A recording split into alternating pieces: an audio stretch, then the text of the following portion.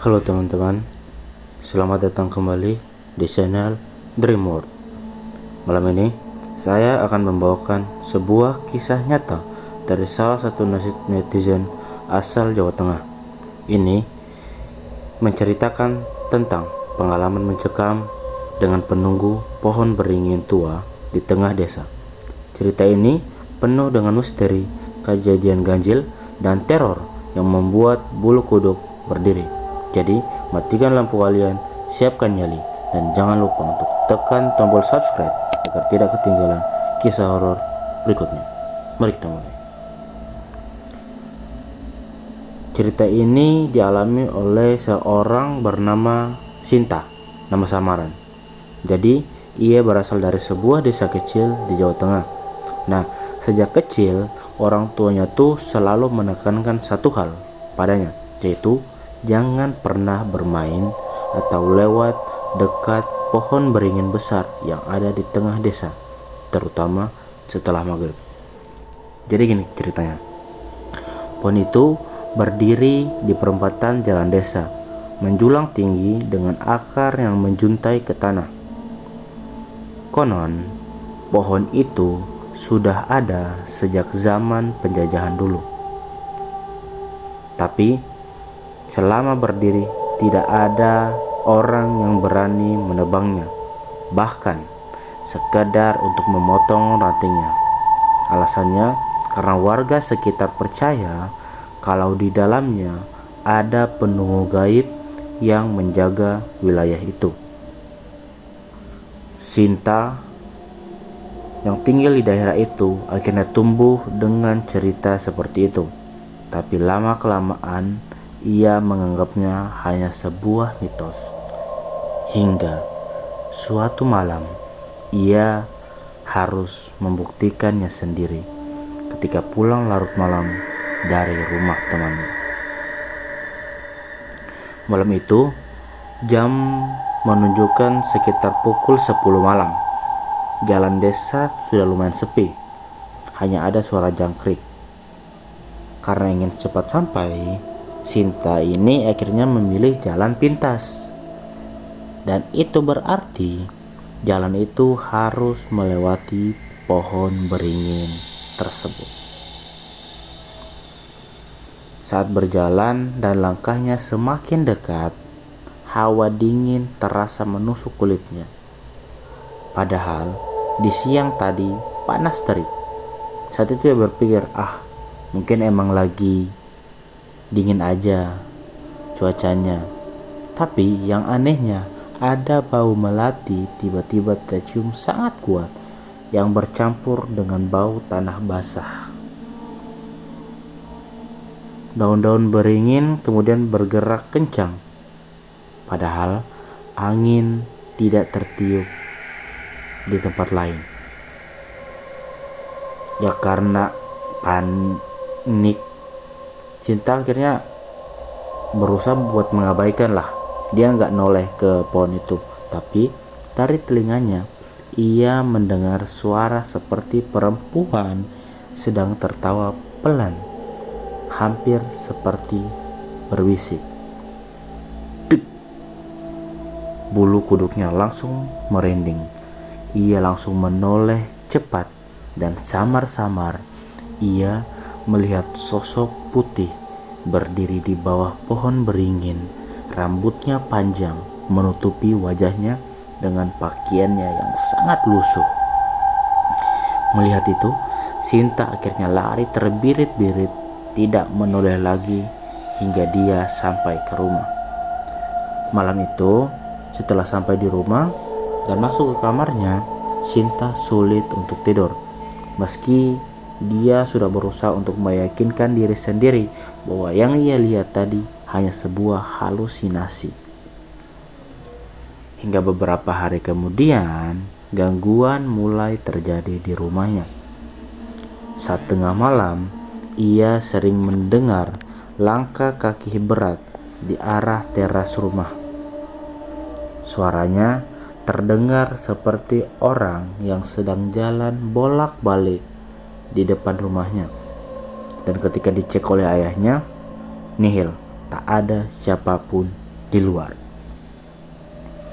Pada suatu malam, saat Sinta sedang belajar di kamarnya, lampu kamarnya tiba-tiba berkedip-kedip sendiri. Dan dari luar jendela, ia melihat ada bayangan seseorang yang berdiri di halamannya. Saat ia memperhatikan, sosok itu adalah perempuan berambut panjang yang wajahnya samar karena tertutup oleh rambutnya yang panjang. Melihat itu, Sinta berteriak histeris. Begitu orang tuanya masuk, sosok itu sudah menghilang. Yang aneh adalah tanah di luar jendela terlihat basah, seperti ada bekas tapak kaki yang baru saja meninggalkan tempat itu. Dan sejak saat itu, Sinta mulai sering bermimpi aneh. Di dalam mimpinya, ia sedang berdiri tepat di bawah sebuah pohon beringin yang tinggi, dengan angin yang bertiup kencang dan suara bisikan yang terdengar dari segala arah.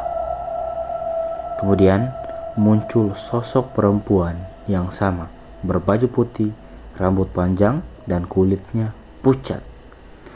Di dalam mimpi itu, sosok itu berjalan perlahan mendekat ke arah Sinta dan berkata, "Aku sudah lama menunggumu. Jangan pernah lewat sini lagi." Dan setiap kali Sinta terbangun dari mimpi itu, tubuhnya dipenuhi lebam biru di area tangan dan juga kakinya. Seperti saat ia tertidur, ada orang yang mencubit atau mencakar tubuhnya dengan kuat. Nah, gangguan ini akhirnya membuat keluarga Sinta resah. Mereka akhirnya bertanya ke tetangga-tetangga sekitar, dan ternyata bukan hanya Sinta yang pernah mengalami kejadian aneh seperti ini. Banyak juga warga yang mengaku bahwa mereka pernah melihat penampakan di dekat pohon beringin itu. Ada yang melihat perempuan duduk di dahan sambil menyisir rambut panjangnya. Ada yang mendengar suara tangisan bayi di malam hari dari arah pohon. Bahkan ada warga yang kerasukan ketika iseng mencoba menebang ranting beringin itu. Cerita-cerita inilah yang membuat keluarga Sinta semakin yakin bahwa yang mengganggu putrinya memang penunggu pohon tersebut. Selepas itu, akhirnya keluarga Sinta memanggil seorang kiai setempat lah. Nah, sang kiai itu datangnya pas malam Jumat. Dia bawa botol air yang udah didoain gitulah dan beberapa kemenyan. Saat ia duduk di ruang tamu, kiai itu menutup matanya dan berkata, "Penunggu pohon itu merasa terganggu. Anakmu sudah melewati wilayahnya di waktu terlarang. Makhluk itu tidak suka dan sudah menandai anakmu." Akhirnya malam itu dilakukanlah beberapa ritual kecil dan doa-doa. Kiai itu membakar semua kemenyan dan membaca beberapa ayat suci. Saat doa berlangsung, tiba-tiba jendela rumah Sinta bergetar dengan kencang. Suara angin yang menderu dan terdengar seperti suara tertawa melengking dari arah luar. Mendengar itu, Sinta benar-benar gemetar ketakutan. Tubuhnya terasa sangat berat, seperti ada yang menindih. Kiai itu terus saja membaca doa hingga akhirnya suasananya kembali tenang. Sejak malam itu, gangguan pada Sinta mulai berkurang. Namun, Sinta masih sesekali bermimpi tentang pohon beringin. Bedanya, sosok perempuan itu kini hanya berdiri jauh di kejauhan, tak lagi mendekat ke arahnya. Kiai itu berpesan agar Sinta tidak pernah lagi melewati jalan di dekat pohon itu sendirian pada malam hari. Dan hingga kini, setiap kali ia pulang kampung, ia selalu memutar jauh demi menghindari pohon beringin tersebut. Warga desa juga tetap menjaga tradisi bahwa tidak ada yang berani merusak dan menebang pohon itu, karena mereka percaya penunggu pohon beringin akan selalu ada menjaga sekaligus mengutuk siapapun yang berani melawan. Itulah kisah nyata dari seorang netizen dari Jawa Tengah tentang penunggu pohon beringin tua. Entah benar atau tidaknya, tidak ada yang tahu. Cerita-cerita seperti ini memang banyak beredar di desa-desa di Pulau Jawa. Misteri penunggu pohon besar yang selalu meninggalkan kisah mencekam bagi warga sekitar. Bagaimana menurut kalian? Beranikah kalian lewat pohon beringin itu sendirian pada malam hari? Tulis jawaban kalian di komentar. Dan jangan lupa like, share, dan subscribe agar channel ini terus menghadirkan kisah horor berikutnya. Bye-bye.